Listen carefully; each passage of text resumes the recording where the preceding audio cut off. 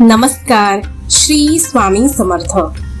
श्री स्वामी समर्थांच्या चमत्कारावर आणि भक्ताच्या कसोटीवर आधारित एक आकर्षक आणि सुंदर कथा आज आपण बघणार आहोत. भक्ताची अंतिम परीक्षा आणि सोन्याचा ठेवा.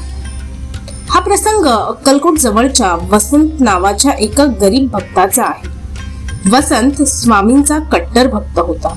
तो रोज कष्ट करायचा, पण त्याचे नशीब काही साथ देत नव्हते. गरिबीमुळे त्याची आई खूप आजारी पडली. वसंतने स्वामींकडे खूप प्रार्थना केली, पण काही फरक पडला नाही.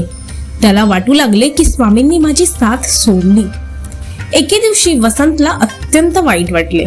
तो थेट स्वामींच्या दर्शनाला गेला आणि रडत म्हणाला, महाराज, माझ्या भक्तीत काय कमी आहे?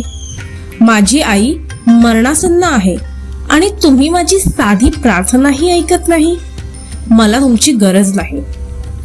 स्वामींनी शांतपणे त्याच्याकडे पाहिले आणि म्हणाले, जा, तुला आता माझी गरज वाटत नाही तर तूच ठरव, पण उद्या पहाटे तू ज्या वाटेने येतोस त्याच वाटेवर तू जो पहिला माणूस पाहशील त्याला तुझ्या आईचे शेवटचे औषध घेण्यासाठी तुझ्या घरातून काहीतरी मौल्यवान गोष्ट दे. वसंतला स्वामींच्या या विचित्र आदेशाचा अर्थ लागला नाही, पण तो निराश होऊन घरी परतला. दुसऱ्या दिवशी पहाटे वसंतने विचार केला, माझ्या घरात मौल्यवान काय आहे? फक्त आईची जुनी तांब्याची बांगडी. आणि ती त्याने घेतली आणि स्वामींनी सांगितलेल्या वाटेवर उभा राहिला. काही वेळातच त्याला एक भयंकर विकृत दिसणारा भिकारी समोरून येताना दिसला.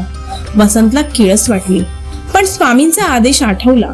डोळे मिटून त्याने ती तांब्याची बांगडी त्या भिकाऱ्याच्या हातात ठेवली. जसे वसंतने डोळे उघडले तसे त्याला दिसले तो भिकारी नाही तर प्रत्यक्ष श्री स्वामी समर्थ महाराज होते. त्यांच्या हातात ती तांब्याची बांगडी चमकदार सोन्याच्या बांगडीत बदलली होती.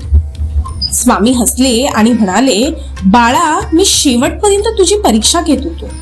तू ज्या क्षणी माझ्यावर विश्वास ठेवून निस्वार्थ भावनेने किळस न करता त्या भिकाऱ्याला म्हणजेच मला तुझे सर्वात मौल्यवान दान केलेस, त्याच क्षणी तुझी कसोटी पूर्ण झाली.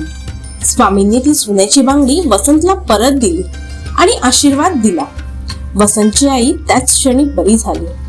या कथेतून आपल्याला हा बोध मिळतो, श्रद्धा ही केवळ सुरुवात न ठेवता संकटाच्या आणि नाईलाजाच्या क्षणही टिकून ठेवणे हीच खरी भक्ती आहे.